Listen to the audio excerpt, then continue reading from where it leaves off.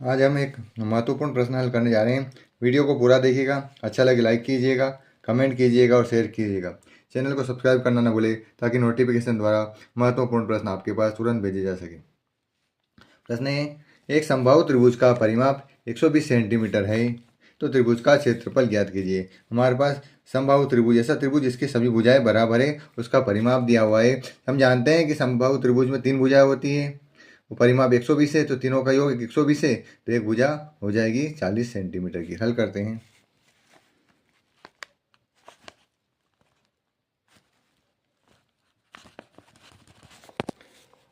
दिया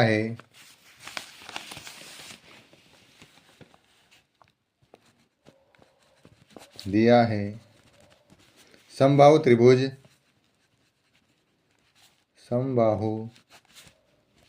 त्रिभुज का परिमाप इक्वल 120 सेंटीमीटर।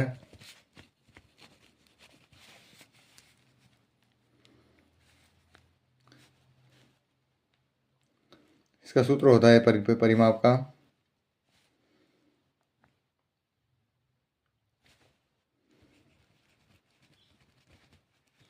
समबाहु त्रिभुज की तीनों भुजाएं बराबर होती है, अतः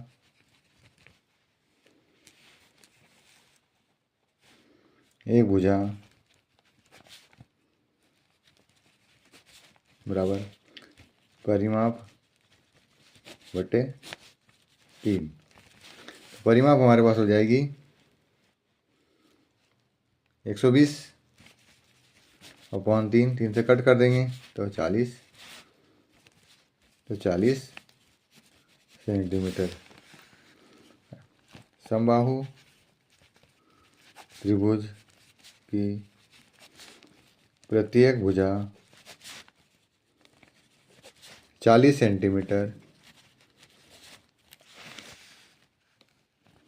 की होगी।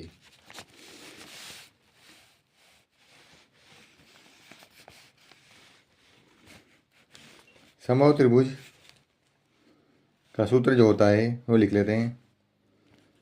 समबाहु त्रिभुज का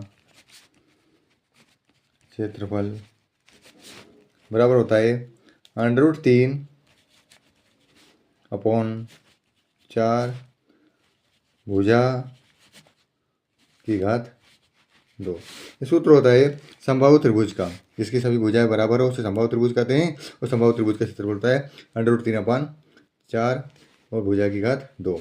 √3 को हम ऐसा कैसा लिखेंगे, 4 को ऐसा कैसे लिखेंगे। भुजा हमारे पास ज्ञात करी हमने 40 सेंटीमीटर, तो यहाँ लिख देंगे 40 और इसको ऐसा कैसे लगा देंगे √3 अपॉन 4। 40 को 2 बार लिखेंगे, 40 गुणित 40। अब इसको कट कर देते हैं 4 के पड़े से, 4 एकम 4, 4 धाम 40। हमारे पास जो वैल्यू बची है हमको उसको ऐसे कैसे लिख लेंगे, एक बार √3 गुणित 10 गुणित 40, 40 धाम 400 और √3 ऐसा कैसे लिख देंगे, क्योंकि इकाई सेंटीमीटर में दी हुई है, साथ में लिख देंगे सेंटीमीटर।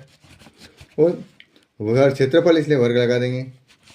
सेंटीमीटर है ये तो सेंटीमीटर लिखी, क्योंकि क्षेत्रफल ज्ञात करा, क्षेत्रफल वर्ग लगाते तो वर्ग सेंटीमीटर लिख दिया हमने।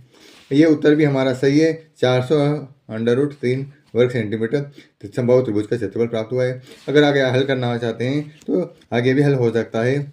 400 ऐसा कैसा लिखेंगे गुणित √3 का जो मान होता है 1.732, मतलब 3 का जो वर्गमूल निकालना है, 3 का वर्गमूल निकालने पर उसकी ये वैल्यू प्राप्त होती है।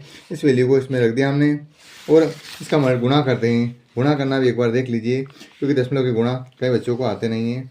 तो 1.732 में 400 का गुणा करेंगे तो 2 जीरो का गुणा नहीं करते हुए डायरेक्ट लगा सकते हैं। 4 का गुणा करते 4 दूनी 8 4 तिया 12 की 2 हासिल 1, 4 7 28 और 1 29 की 9 हासिल 2, 4 एकम 4 और 2 6। एक बार और देख लीजिए, 4 दूनी 8, 4 तिया 12 की 2 हासिल 1, 4 7 28 और 1 29 की 9 हासिल 2, 4 एकम 4 और 2 6। और ये 2 जीरो जो आखिरी की बची इसको साथ में लगा लेते हैं, तो 400 के पहाड़े से गुणा हो गया है। अब दशमलव के बाद, इधर नीचे दशमलव नहीं है तो नीचे की संख्या नहीं गिनेंगे, ऊपर वाली देखते हैं। दशमलव के बाद इधर 1 2 3 संख्या है तो इधर से गिनेंगे 1 2 और 3, तो यहाँ लगा देंगे हम दशमलव। अब हमारे पास जो वैल्यू प्राप्त हुई है 692